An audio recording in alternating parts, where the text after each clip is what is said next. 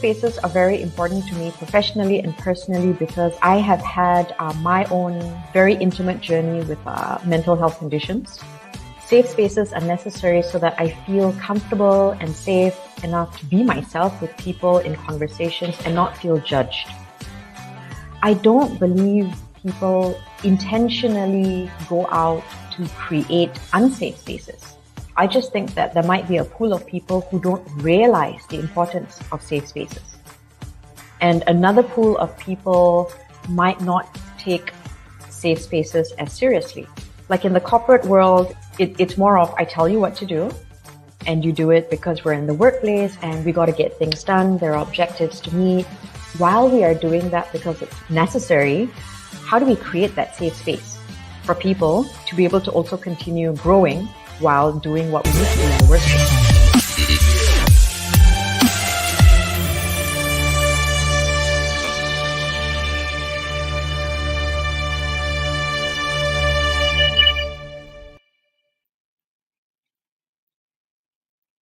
Hi, good afternoon. This is Mallar from Hearts&Minds Development Center. Thank you for joining us in Being Whole, Being Me, Series 74. And today's topic is really interesting because it combines two very important factors, right? One is, well, I'm not sure whether you'd agree with me. All of us want to be our own version, which is authenticity, right? And for us to be authentic, while we all want to be authentic, how many of us are blessed to be among people who can tell us, come as you are, right? And that's why talking about safe spaces is going to be important. And what was interesting is when I was researching on this topic, because I have this very important lady coming up soon. She's quite scary, right? She is. I haven't met her, but just talking to her is quite scary. So I thought I'm going to do my homework. Did you know that people, more than 50% of people actually feel lonely? This is reported loneliness. May not be a Malaysian statistics totally, but a general human statistics. And what was exciting is men feel as lonely as women, right? So there's not much difference between gender.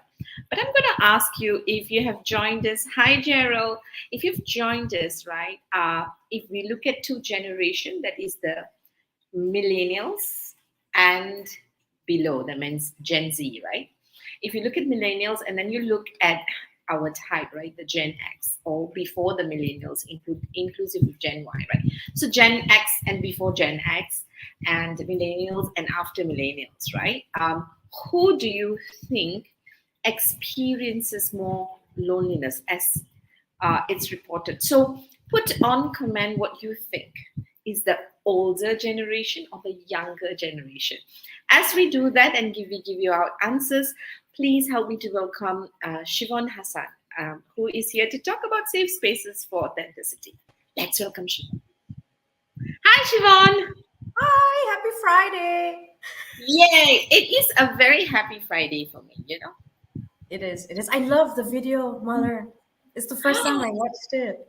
You watched yourself and you're like, wow, I didn't know I'm so amazing. Yeah, that's what I thought. Like, wow, I did a lot. Okay. The thing is this, like, we have Kirtana Ravindran, who's the behind the scenes person who makes sure she digs out people's good past and she puts it on a video. So yeah, that's the young lady you met just now. So welcome. So thank you for saying yes, even though we've not met personally yet, Siobhan. And it's great honor to have you. Now, how do I know Siobhan? I met Siobhan at clubhouses where she talks too much. And she's very honest and she's very direct and she just says it as is. And then I realized I liked her. Thank God for that. And so I asked her and she said yes. So let's get on. Siobhan, tell us a little bit about yourself in terms of background. I know that you've got into leadership coaching. You do transformational coaching and I can understand why. Right, and you're doing a very important, part of what work is required for development, right, at a leadership level. Now, before you came to either the lighter side or darker side, which is entrepreneurship, right? Before that, tell us, a quick brief as to your career journey and how you decided to jump onto this side of leadership and coaching. Okay. Thank you so much for the question, Malar. And more importantly, thank you so much for inviting me. It's great to be here. I'm still a little bit blown away by the video earlier. So, in a nutshell, Come back. We'll send it to you. I need you here. Yeah. In a nutshell, my career started as a call center agent. So I was one of those people where, you call up for assistance and I'd be on the other end of the line. Along the way, I got introduced to different teams and different departments in the industry. So there was quality, there was operations, all these different teams. And after some time, I had people ask me, hey, come join the training team. And I didn't want to because I didn't think I'd be a good trainer. I didn't think I was good with people in person. So I kept saying no, and I, just went about doing my own thing in corporate, right? In an area, as long as it was not training. And then after a while, people would still ask me, hey, Siobhan, come explore training, come join my team. So one day I caved. I thought, you know what? Let's find out. I tried it. I loved it. And I stayed in it. And then I started having my own teams. And that's where I first explored, discovered coaching. So I had a mentor at the time, and he taught me what coaching was like. And I explored coaching. I did a lot of training. I did a lot of facilitation. And I spent a lot of my time in my career in HR, training, facilitation, coaching, even in recruitment. Right. And when I led my own teams, I realized there didn't seem like there was enough time in a day to really spend time with people because, you've got your other things to do, reports, firefighting and whatnot. And it felt like I was torn between spending more time with people and spending more time on actual work. Like it was a constant battle. How do I divide my time? And I finally decided to pay more attention to it and spend more time with people. In a nutshell. Nice. And that made you come to jump into the lighter side, I Yes. guess. Into the light. So tell me a little bit about who did you have to become to serve in the space that you are serving? So you looked at you spoke about how you felt torn, by these two things as to, and this is something any people-centric manager suffers from or struggles with, right? Because on one hand, you need to deliver results, and you need to deliver results to people, and if you believe in that, you need to spend time with people. But in your KPI, we're not measured for how well we develop people. We are measured for whether you get the results. And by the way, if people resign, we'll think about the how and see whether that's not work. Yeah. Results, productivity. Yeah. Managers don't get validated or don't get rewarded for people who stay. But when your people leave, then because we say that people join organization and leave managers, right? In some organization that impacts the KPI, right? So you were clear, and you obviously clearly made a choice to say, I want to be people centric, and you made a shift, and that shift is to be more people centric, right? Now, did you have to make any shifts to who you are as a person, all right, to be the leadership coach you are today? Oh, I knew you sometimes ask really tough questions. I'm just curious. Yes. I don't think that it was a lot of making shifts. It was along the way I needed to discover who I wanted to be. Right? Because in the corporate space, there are a lot of filters. We wear a lot of masks, and it's understandable because they are different environments.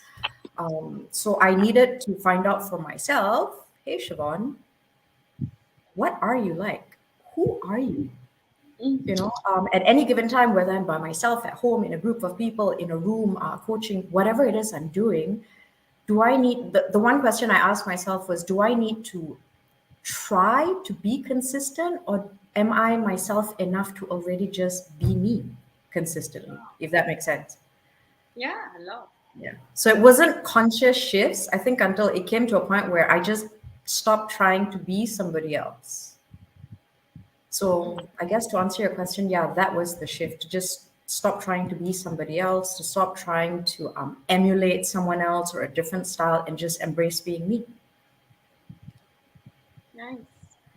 I think you have just defined authenticity in your own way, right? Now tell me, because I like the fact that you acknowledge that in the corporate world, not just in the corporate world, in our life, sometimes we need masks Yeah. because being naked doesn't work. You need to put on some clothes, and right, because you're not in a safe space to be naked. Full stop. Right. And that's why we wear masks. So when we talk about masks, we know if you wear it because it's necessary, because it is safer for you when you do that, right? And we do that fine, right? But having been in that space and having chosen to be true to yourself, stop being somebody else. I love that, right? When how do you differentiate? So how would you distinctively differentiate when you're wearing a mask, right? And when you're true to yourself, right? So I'm not saying you're faking, and I don't believe in faking. We wear masks because it works.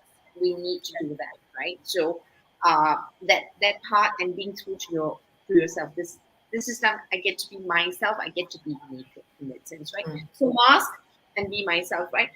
How do you differentiate? So for people who are listening and say, yeah, I know I wear masks, but I'm not sure sometimes, when I'm myself and when I'm wearing masks. So tell me, how do you differentiate that for yourself? That's another good question. I would say, based on experience, Mahler, not wearing a mask initially feels uncomfortable. You feel like there's a knot in your stomach, like your chest starts tightening, you feel uncomfortable. Everything in your body is screaming, no, initially, because you're not sure, right? For fear of judgment, fear of whatever it is. Will I be accepted as is? So I would say that's one of the first indicators where it almost feels petrifying and uncomfortable until it becomes comfortable. So are you saying that when you're used to wearing masks and because you feel safe in your mask, and when you try and undo your mask, are you saying that is petrifying and that can feel uncomfortable in your body? Is that what you're saying? Yes, it feels like we're exposed. So I'll give Exactly. I you mean, yeah. So I'll give an example. For the longest time, and we still do, right? We wore face masks. There was no need for us to put on makeup. It's just a very simple example, right? Or put on lip balm, or to make sure we looked presentable in some way, shape, or form. It became comfortable wearing that mask, lesser efforts in terms of presentation. And when we take off our mask, what is the first thing we usually do? For those of us with long hair, we'll either adjust because we've taken off the mask, or there is something on our face we will touch. Almost like a comfort to know that we've touched it. It provides us that safety. mhm, Yeah. mhm, So mhm, it mhm, feels like we're exposed when we're not mhm. used to it. Yeah, I don't feel safe. I don't feel safe to take off my mask, literally speaking, right? And when I don't feel safe, my body gives me signals that I don't feel safe. It Yeah. doesn't mean that I don't want to be myself, but when I don't feel safe to be myself, then I need to listen into what my body is telling me so that I can then figure out how to be safe so that the body settles in to be true to myself. Yeah. Is what Absolutely. Yeah. A lot of the times we feel very exposed because of fear of judgment. Like right now, for example, this is a really good example. I'll use myself as an example. I cannot see anybody except you. So, I'm assuming there are people watching, they can see me. It feels very exposed. right? But for me, the focus is that I'm having a conversation with you and I'm sharing from my lived experience and I'm sharing my truth. So Right. there's that fear of when I share something, when I'm just myself, will I be accepted as is? Will I be judged? Will you see me differently? Will you perceive me differently? And does it matter? Shiv?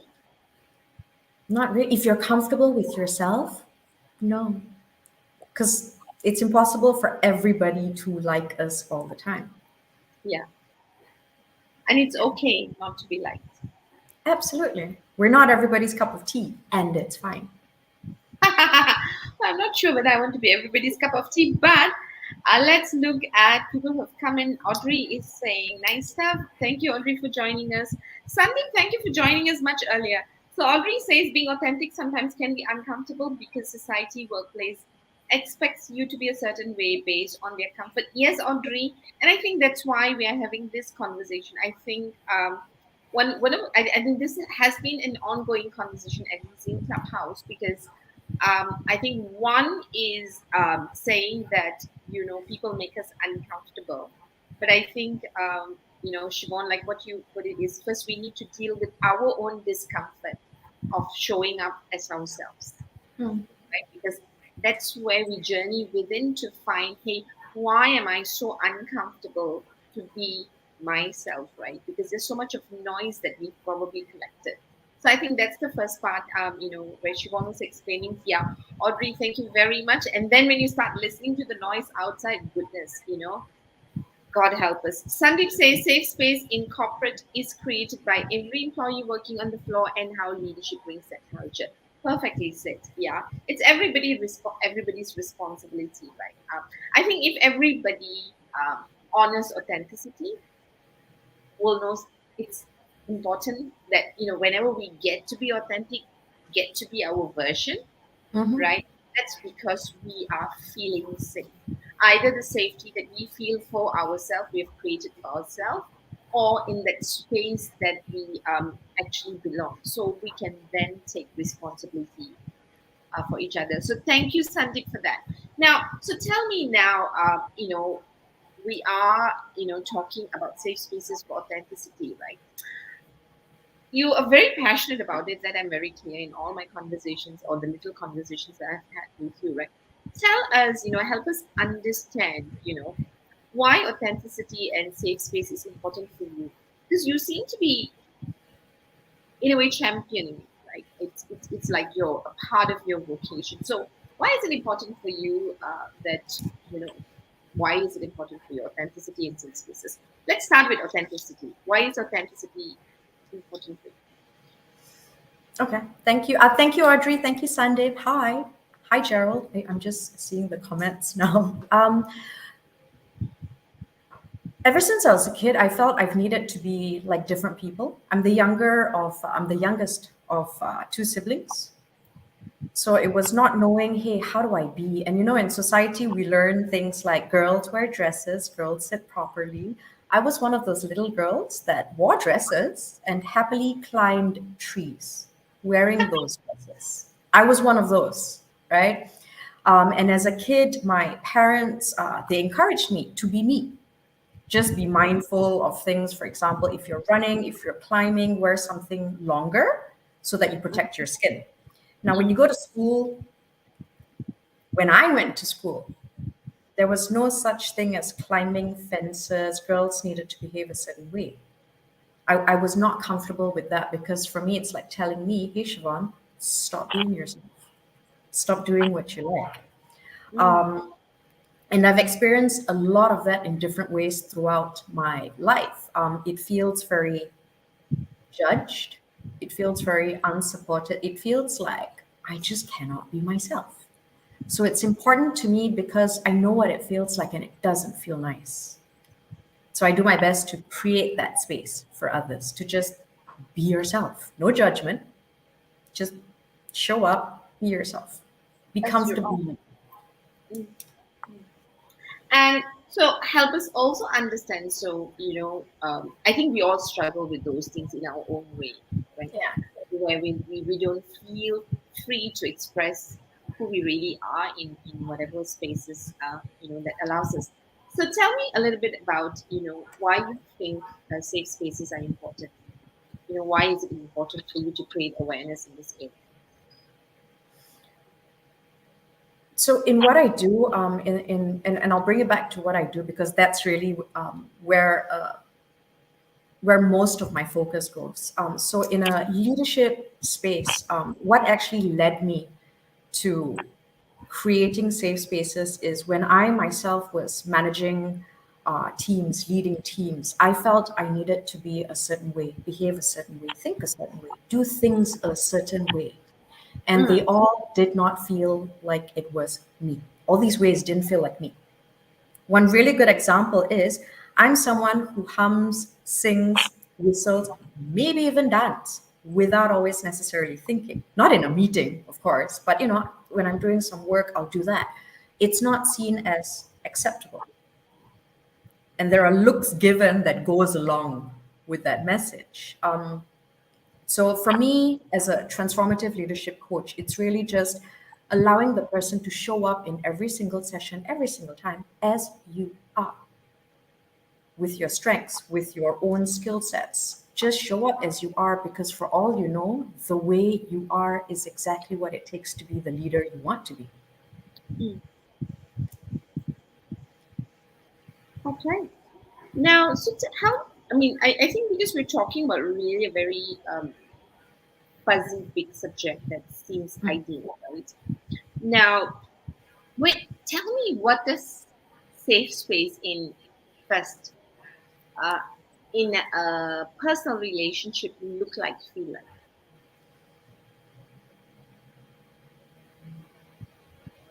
I can share, so it would look like, it would sound like, it would feel like I can be vulnerable. I can share my fears. I can share my doubts. I can share my disappointments. I can share my wants and my needs while not feeling judged. And in the work that you do, and we're talking about personal relationships.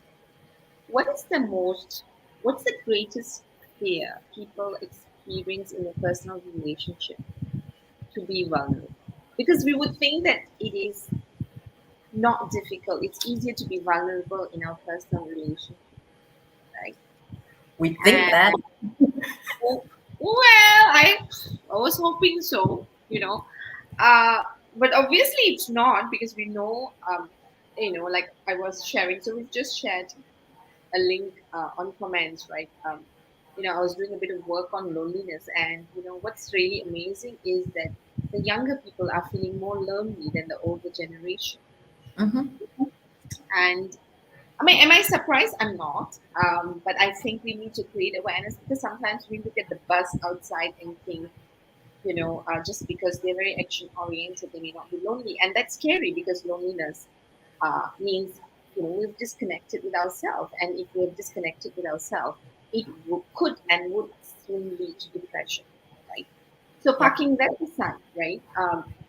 When we talk about safe spaces, the maybe quick assumption and is that if you because in your personal relationship, there's no KPI, right? And if I don't, if it's difficult for me to be safe in my personal relationship, I think it's so difficult to live, right? Mm. So tell me, with people that you've coached and spoken to, and I know you've spoken to a lot of people, what is the greatest fear that people experience in their personal relationship to be vulnerable?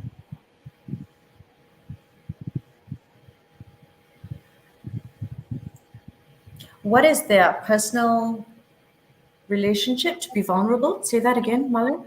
Why do people? What's the greatest fear for me to be vulnerable in my personal relationship?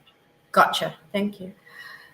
Based on the people I've spoken with, based on the many conversations I've had, it's really fear of not being accepted and fear of perceived failure. Is it perceived or believed? Perceived, believed, Either, I mean, it really depends, right? It's a matter of whose opinion it is, how you view it. Yeah. What is defined as success and failure? Hmm. And what does it take for me to, so if I care about somebody, right? Like say you met Kitna, I really do care for her. I think. I think. I can see that. I could see that. Yeah, I think. Now, and if I want her to feel safe with me, what is it that I can do? How do I need to be to make Kirtana feel safe with me? You may not know Kirtana. I'm asking a general Yeah, question. yeah. So Sure, one sure. is, yeah, so it's I think for listeners in personal relationship, right? We all want intimate relationship and safety is Mm-hmm. very important, right? So what can we do as individuals to make another person feel safe with us so that they then feel safe enough to be vulnerable? Okay. I would say start with us individually, right? What does feeling safe feel like? What does it sound like? What does Mm-hmm. it look like? Because if we don't know it ourselves, there is no way we are going to create it or be able to create it for someone else because we don't know, we've not experienced it. So I would Mm-hmm. start with self first. Mm-hmm. Is there a particular feeling that goes with it? Is there a particular tone of voice, setting, choice of words? It's not so straightforward where it's a here's step one, and then step two, step three, step four, you're Mm-hmm. done. You've created a safe space. Mm-hmm. And it goes with a lot of consistency. Mm. Yeah. Tell Safe me more spaces. about consistency. Sorry, go ahead. So I understand the first part. I need to check in with myself. How does it feel for me when I am safe? What do I need to be safe? Is what. So the first part That's I get it because I need to just know what safety feels like and looks like for me because then I'm able to bridge in terms of empathy for another person and look out when what they may need and when they tell us. It's easy to ask people. What do you need to make you feel safe, right? yeah. But when people are telling us, we also need to have the capacity to understand. Because a lot of people that I know will tell you, will ask you, what do you need to feel safe? But when you tell them, they don't get it because they're thinking, I don't need that. Why are you so sensitive, right? Yeah. Yeah. So that's now, and then you said, so the first part that you said was, check in with yourself. Mm-hmm. Yep. Right? So after we check in with ourselves, what do we need to do then to, make people feel safe? Learn how to have more humanized conversations. I'm smiling because that's really what it is.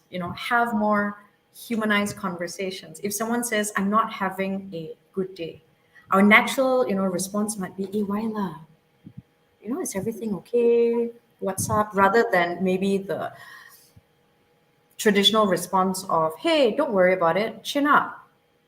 Hmm. That's life. Everybody goes through rough patches. What doesn't break you makes you stronger, right? Instead of, Oh, yeah. um, What I, I hate is mind over matter. I'm I like allergic that. to it. Huh? I like that, but it depends on the context it's used. If someone's going through a tough time, you don't tell them, think positive thoughts. I'm sorry. No, that doesn't sit well with me.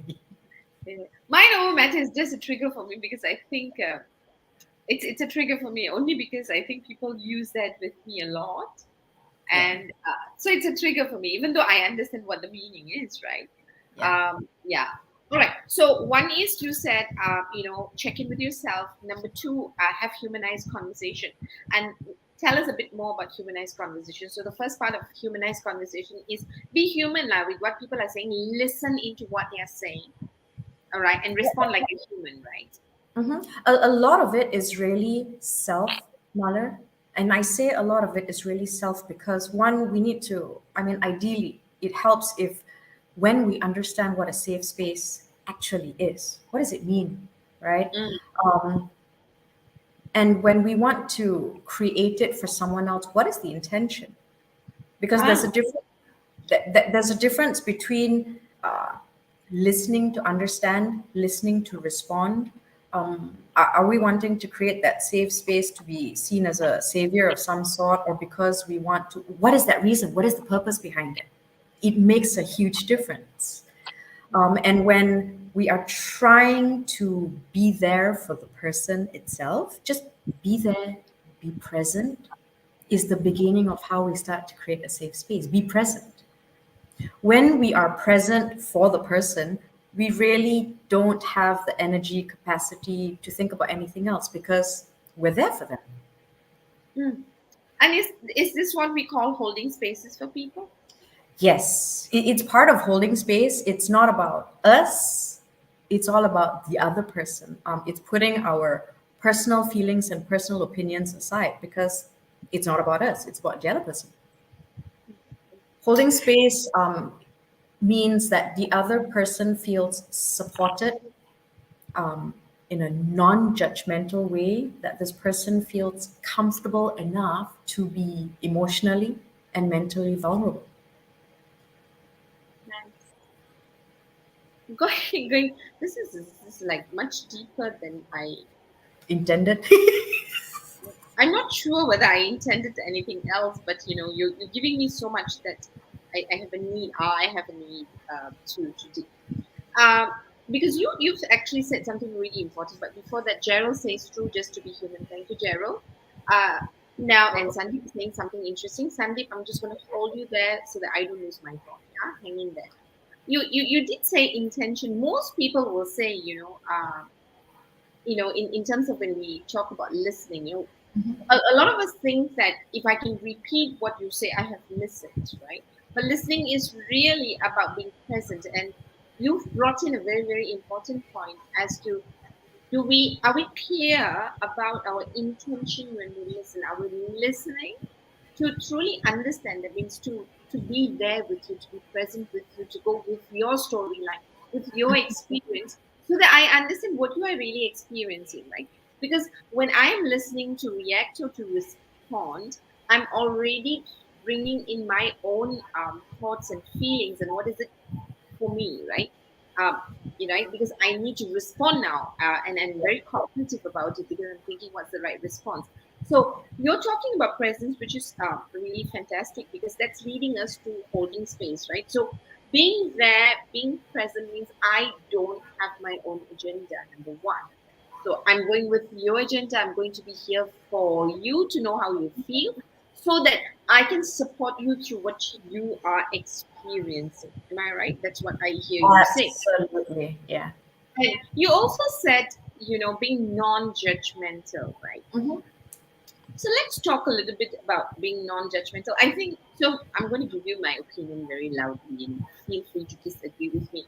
I find that people who say I'm non judgmental are more judgmental than people who know that they're judgmental. Sometimes, yes. And I used, I used to be that person who said that a lot. Now I say it occasionally. tell me more, tell me more, tell me more. Give me an example so that we can laugh at Um, it's almost like I don't know, based on my personal experience, previously I used to say it a lot. I guess it was because I was trying to assure myself, convince other people that I really wasn't judgmental. I'm not, I'm not judgmental. It came to a point where I could hear my own self saying it, and I asked myself, who are you saying it for? Are Mm. you saying it because you're trying to remind yourself, Siobhan, don't be judgmental? Or are you trying to convince other people that you are not judgmental? There's a huge difference. Mm. Mm. Yeah. And how do you think? So I would agree with you because well, I get feedback. I am judgmental. I know I'm judgmental. That's my problem, right? I know, and sometimes I'm not sorry about it. That's even worse, right? So I know I'm judgmental, and I say, I need to remind myself, and I say this to myself. I don't say it to people. When I'm talking, I say, I know I'm judgmental, but which is why I'm going to hold my judgments for a bit now. Yep. That's what I do because I know myself, and I work towards not being not being non-judgmental, which is really difficult for me. Is Mhm. challenging, right? And so for me, it's about, okay, I'm going to get to that later, but for now, I'm going to just suspend my own thinking, my Yep. own preferences, because I want to be present for you. And what the other thing that helps me is acknowledging that actually, while I'm trying to be present. One, it's difficult, and sometimes I can't. Yeah. It's I not easy. Yeah, I find that useful for me because there are times my own beliefs and values are too strong, for me, and I'm very selfish about it. And when my selfishness comes through, when I can detect my narcissistic self coming through, what I've learned how to do is tell my friends, you know what, I'm so sorry, I don't think I can make it safe for you, or I can't hold space for you, and I'm really sorry about it. It's That's what I brilliant. That's brilliant, Mother. Because we're all judgmental. I'm judgmental. We're all judgmental in some way. It's just a matter of are we even aware of when we are judgmental, Mm. right? That makes the difference. Are we aware? What do we do about it? And when we are aware that we just don't have the capacity to hold space for somebody else, it's helpful to tell the person. Exactly like the example you just shared, Mala. When you tell your friend, hey, I just can't. It's okay. Yeah, I've given myself permission because if I do the opposite, then I'm not authentic to myself, right? Because I Absolutely. can't show up as I am, and I really want to show up, and I want to show up, also sharing that I have difficulties being totally unconditional. I don't practice unconditional love. I don't even believe in it. Okay, I've not got there yet. But is there a difference between being non-judgmental and making a judgment call? Yes. In my opinion, a judgment call is basically you're making a decision. Being judgmental is when you are forming an opinion of someone or something or a situation. Loved it. Thank you. And so we all need to make judgments about situations and people and choices. Yeah. But what you're saying is that don't make conclusions about people based on what you've listened to in that space that they give, especially That's when they gather the courage to be vulnerable, is what you're saying. Okay, absolutely. great. Thank you. I'm going to read out what Audrey has said, and then and Sandeep actually. Sure, Sandeep, sure. thank you. Sandeep says, in my opinion, fear of not being acceptable is longer and can be dangerous than perceived or believed. Mm. Fear of failure. I'm going to read this again because it's like terlalu dalam. Um, Very deep for yeah, translation. Terlalu dalam means very deep. fear, fear of not being acceptable is longer and dangerous. I'm assuming the timing. Then, okay, not acceptable is worse than fear of failure. Okay, is what Sandeep is saying. I would agree with you because there's enough studies now to say how when we don't feel accepted, especially from our childhood, there's so much of work that needs to be done because you need to go back to your childhood to heal yourself, right? Because Yeah. if as a child you never feel loved, your whole foundation of being human and being accepted is already diminished, right? And That's right. to rebuild that foundation will be very much important because the fear of failure is built much later. Uh, and Sandeep, thank you so much because that was Thank you, Sandeep. It reminds me of this quote. I don't know who said it, when they said it. If you don't stand for something, you will fall for anything. ah It's it's when we nice. don't know. The way I look at it and the way I interpret it is, if we don't know who we are and we seek approval, external approval and validation from anyone and everyone, we'll end up becoming anything but us. It's like spending a lifetime trying to please other people, gaining their approval, and you're just not honoring being you and accepting you as you are. So Okay, now I'm going to ask you a question there, right?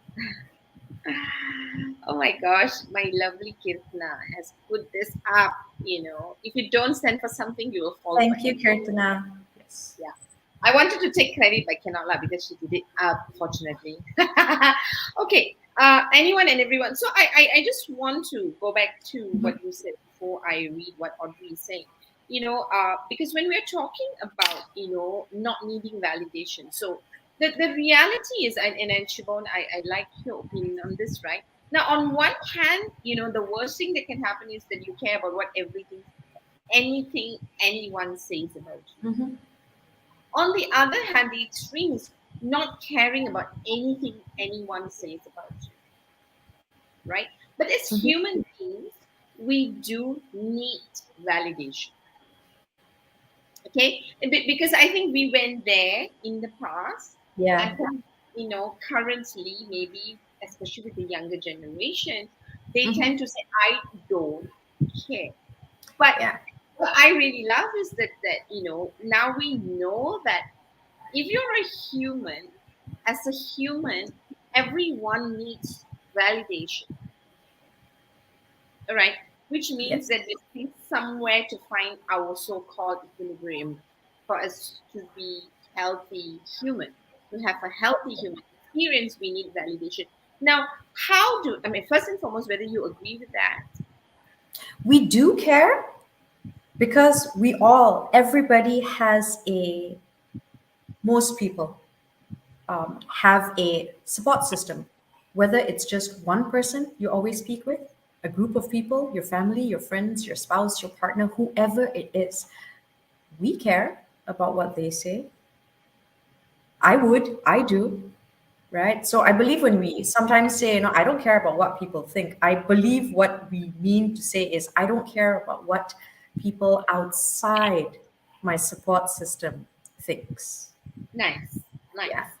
Now, so having said that, so that means we do need to care because that's how human beings are made, right?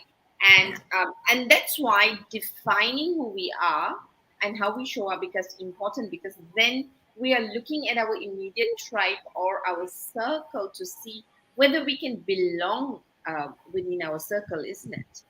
Absolutely. It's building relationships, making meaningful connections. That's what we are as humans. That's what, we are, I want to say, designed, wired, built, created to do, to recreate. Nice. Thank you. Audrey is saying it's very hard not to be judgmental. Yes, yes, I struggle too because in Me every too. experience, word uttered, the mind has been ingrained with labels. Absolutely agree with you, Audrey. I guess for learning to be open with information received and sometimes not giving an opinion. Yeah, we can postpone giving our opinion because we want to. So and what Audrey is saying is absolutely right. While we know it's difficult not to be judgmental, but you can hold your judgments so that you can, in your own time and space, revisit and ask yourself, is that really who I am?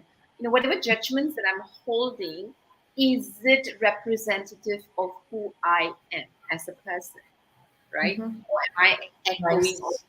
all the noise that I have recorded over the years? What I think Audrey is saying. Oh, that's what I'm getting. Thank you, Audrey, for that. Desiree has come in. Yay, Desiree. Hi, Thanks. Desiree.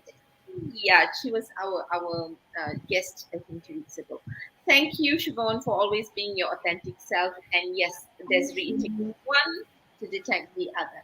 Now, so tell me, Siobhan, right? When we talk about being authentic and being safe, right, and suspending judgment, what are the common difficulties that you've had with leaders or individuals, actually, individuals who are also leaders, right? We can tell ourselves, my intention could be, I want to hold space for you, I want to support you, but we Yeah. know we fail, Yeah. right? What are the struggles of individuals in holding space or making it safe for people we care? Giving our opinions.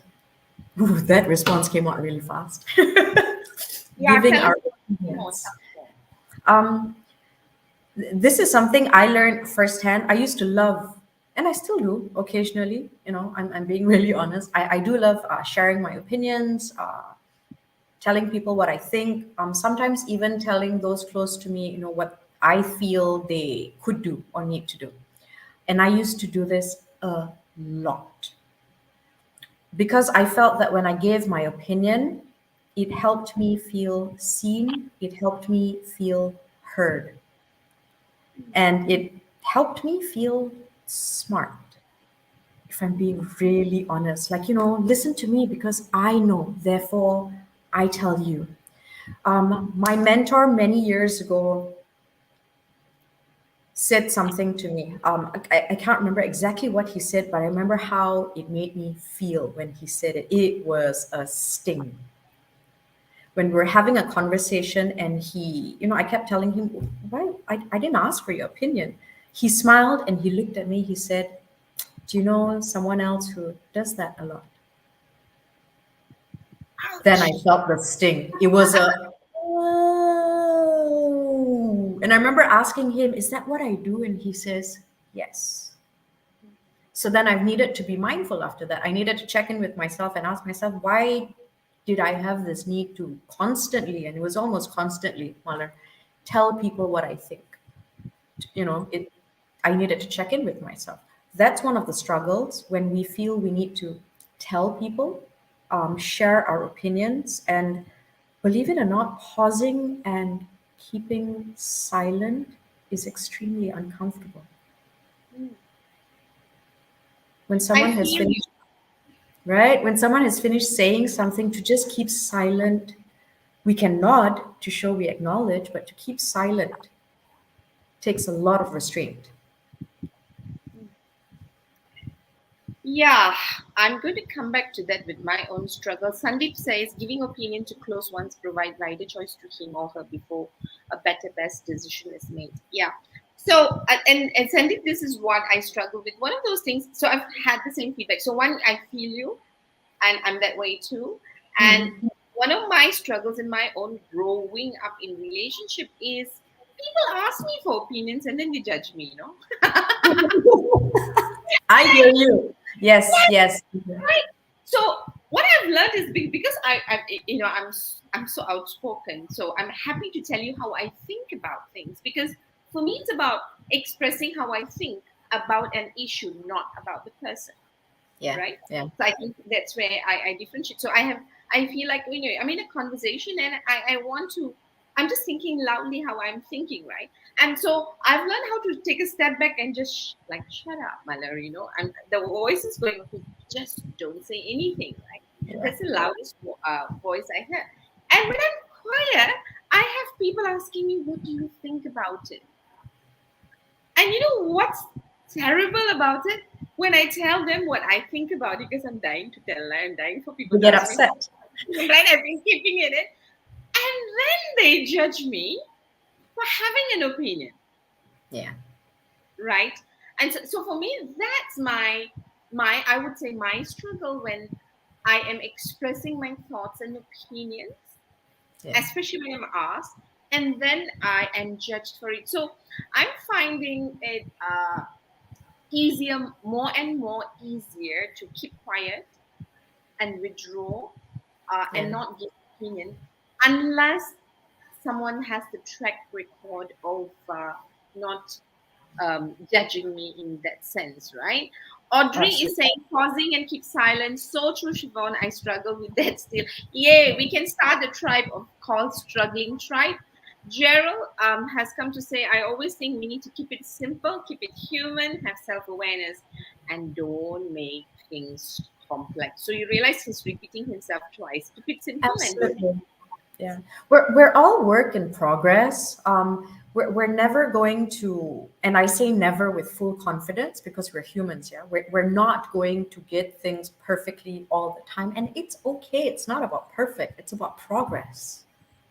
Oh, I love it. Consistency, It's not progress. about perfect, it's about progress. I think Kirtana is going to write that as a quote now.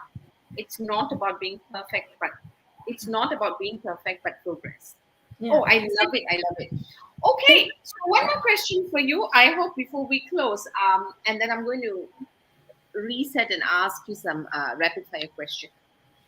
You see, just now in the beginning, when you mentioned being authentic, you did mention about showing up as ourselves, and you Mhm. said our vulnerable side, our pains, our pleasures. You said all of that. Now, what's your thought and opinion about just being vulnerable? If being vulnerable includes showing up with our weakness.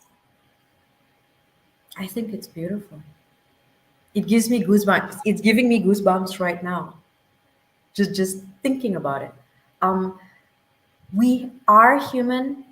We have vulnerabilities. We have weaknesses. We're not, immortal. We're not superheroes. Even superheroes have their vulnerabilities, people. If you're a Marvel or DC fan, they have their vulnerabilities. A safe space is really just showing up, being okay, and knowing. So part of the safe space, Mahler, you asked me a question before. It's building that trust and relationship with someone. You can't make someone do something they don't want to do, right? But when you do it consistently enough with the right intentions, the person hopefully will and could feel comfortable enough to take a chance, test the Mm, waters. And that's what we do. We test the waters. If I share this little bit with you, what are you going to do with that information? How are you going to react? Are you going to react or respond? And right. it's usually from a facial expression or a tone like, or a what? And we feel judged by that. So it's all these little things combined. It becomes a mindful practice, it becomes a habit, and then it just becomes I guess, a way of being. I say I guess because if you had asked me this a few years ago, I would not recognize the person who's speaking right now. Even as I'm saying it, I'm like, oh wow, where's this coming from? Nice. I'll tell. I know you didn't ask me, but I'm going to tell you because I'm like dying to share this. Right? Sure, sure. I said this recently in my own experience. I actually don't find my safety with people by the way they treat me, but I figure out whether it is safe to be with you in the way you treat people, other people, Mm, especially people who have less power than you. mm, who have Because lesser. Yeah. I find that it's not difficult to make me feel safe because I happen to be around a lot of equal relationship. Yeah. But when that when would I not feel safe? When I find the equal relationship becoming unequal. When I become less powerful, that's when Mm, you will judge me, right? yeah. And you see, a lot of times, if I'm looking at, oh, you've been kind to me in the past, you've held spaces in the past, because in those situations we were equal, right?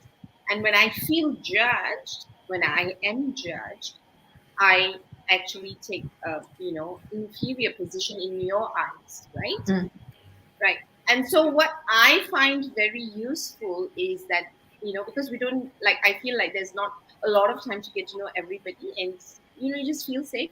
I have, like, generally look at, when people are talking, how they are treating other people, especially people who are less powerful than them. Because if I we can, love that. Yes. yeah, so that's, rightly or wrongly, I basically use that because it's not what you say to me, because I can hold myself as an equal in most relationships, Yeah. right? I And love that. I definitely relate to that, Mahler. For me, it's when I observe people who think they're not being watched. How you treat other people, how you treat animals, how you treat other people. mm, When you don't think you're being watched. mm, Yeah. yeah, yeah, yeah. And when they're sharing with you a situation, as to how they responded to a particular situation, that's when, for me, alarms go off to say, you know what, I don't think this will be safe for me, because Yeah. at some point I'm going Yeah. to be in an inferior position, and that's when I need support, not when I'm your equal. I don't need support when I'm your equal. I don't need support when I feel superior to you, but I need support when I'm feeling inferior, and for me that has come out really loudly in the last couple of months. All And right, it's Can I so just Jen, add one thing, Mahler? It's okay for us to not feel safe with some people. It's okay for us to share that. I mean, respectfully, of course, not like, I don't feel safe around you kind of a thing, but it's okay. Don't feel bad. It's part of us looking after ourselves. Sorry, go ahead, Mm. Mala. We're saying Yeah, yeah, something. nice one. Thank you for that. Because, I mean, if you need to say it, it's Desiree is saying it's okay not to be okay. Yes, Desiree. But I like what Siobhan is saying, that sometimes people expect you to share, Yeah. and they don't realize that you don't feel safe either because of yourself or because of how you have showed up, and whatever that reason is, right? And what Siobhan is saying is that if someone expects you to be vulnerable with them, and you're not ready, it's okay for you to say, I don't feel safe yet in this current space. I may not say I don't feel safe with you, because like feel a bit bad lah. So I might Yeah. just say I'm not feeling safe yet until I, and for whatever reasons, right, that you have not concluded why you don't feel safe. So thank you so much for that. Gerald says thank you for a wonderful session. Good Thank learning you. to you. Desiree says it's okay not to be okay. And Sandeep, yay, Sandeep, I need to connect with you because you said something nice, wonderfully sweet. Thank Okay, you so I'm a much. sucker for compliments, la Sandeep. Amrinder says it's authentic. I'm not sure what is authentic, but yeah. So so very quickly, it is 1 o'clock. I'm just going to take a few minutes to ask you, right? What I call a rapid fire question. Are you ready, darling? Well, if this is rapid fire, what was earlier? It was just fire to create. Okay. That is so Sure. funny. Now I forgot my questions. Okay, rapid fire. When we create safe spaces for others, what do we become? So when we create safe spaces for others, we become. Finish the sentence. Present. Oh. Hmm. When we feel safe with others, we become. Ooh, I like that. When we feel safe with others, we start becoming whole. Oh, nice. And when we operate in safe spaces and we make people feel safe, the world will become.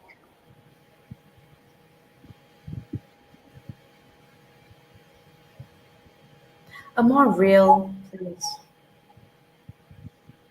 Thank you, Siobhan, for taking Thank us you, through. Malar. Thank you so much, Gerald, Desiree, Sandeep. Thank you, Amrinder, Audrey. And thank you so much, Malar. I really appreciate it. Thank you for asking me on your show. Nice. And Siobhan says it's not being perfect, it's about being progressive. So, Siobhan, thank you for being on our show, Being Whole, Being Me, Series 74, Safe Spaces.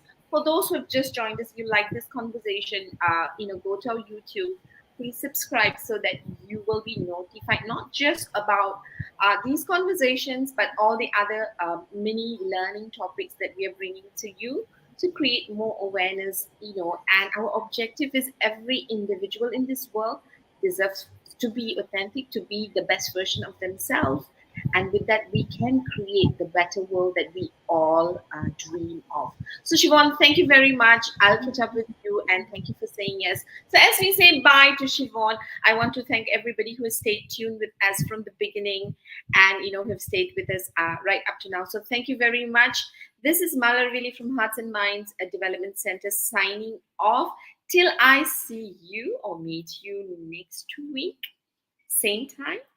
I don't know whether it'll be same place, but I'll be the same person in a different sari. Have a good week. Have an authentic week. I wish you all the safety that you need to be the best version of yourself. Signing off. Take care.